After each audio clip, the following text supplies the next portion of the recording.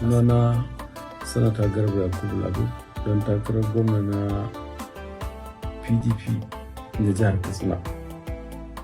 Ina sanar da al'ummar jihar Katsina cewa za mu yi muhawarar tattaunawa bisa kan ƙudurorinmu wanda za mu gabatar mu ga al'ummar jihar Katsina. Allah ya mu ga nasara da yin da sauran 'yan takara masu neman matsayin gwamnan jihar Katsina.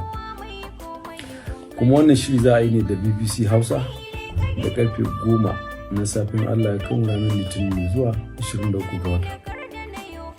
Saboda haka ina kira ga dukkan al'ummar jihar Katsina da su kalli wannan shiri. Za a yi shi kai tsaye da dukkan kafofin yada labarai da kuma Facebook da Instagram da YouTube.